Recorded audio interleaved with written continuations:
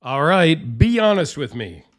Have you heard of Uldanov knives? Renar Uldanov is the gentleman who designed and built this knife. Here's a little bit of specs about it. This was loaned in from John, who sent in some cool Shiros, a cool Rexford, and a Black Snow Custom. This thing is pretty cool.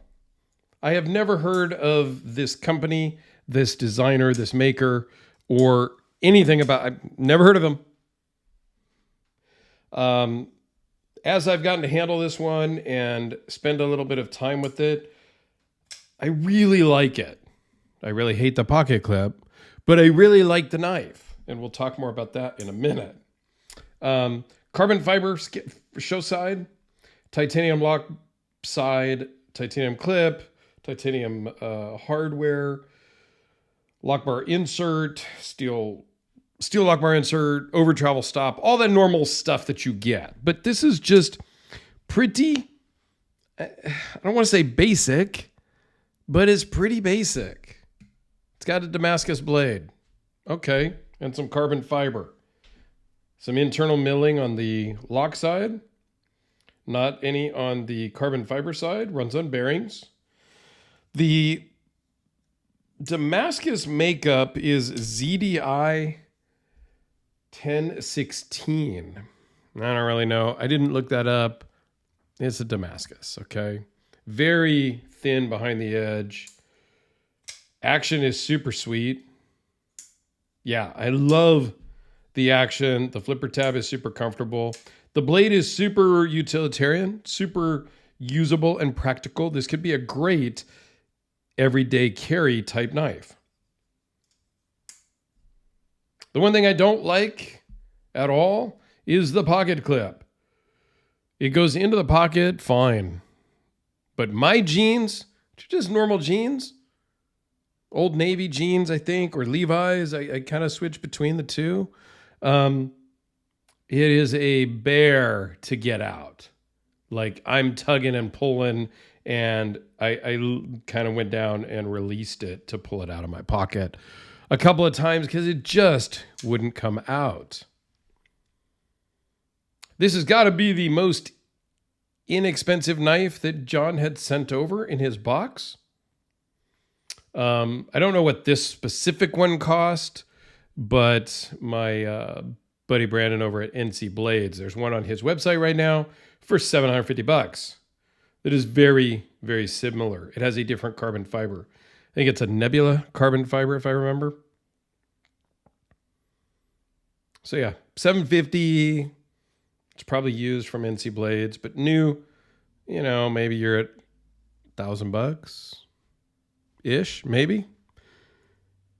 That's not cheap, and that's not necessarily affordable for everybody, okay? And I do understand that. However, when John sends over custom Shirogorovs, like full custom Shirogorovs, Todd Rexford, those are all in the 5-figure range.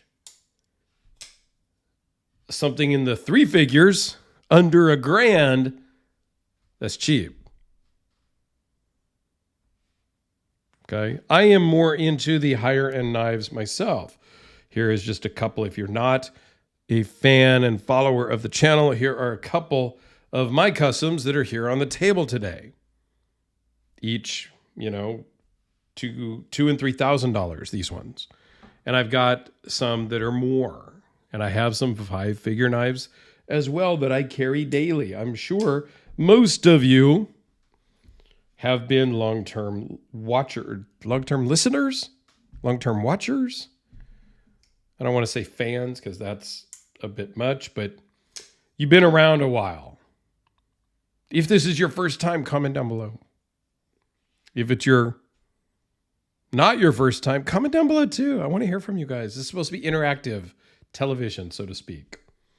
All right, so it's just a hair over 4 3/4 closed and just a hair over 8 3/8 overall. 3.6 inches of beautiful Damascus blade, 3.5 inches of cutting edge. 0.005 behind the edge, because the edge is really hard to even find. It's barely there. Like, it's a very small edge. There you go. You can kind of see it right in here. Okay. That blade thickness is 0.136. Overall thickness is 0.453. It weighs in at 3.2 ounces. So it is nice and light and will really just kind of disappear in your daily activities. Runs on bearings, super smooth, made in Russia. I think it's cool.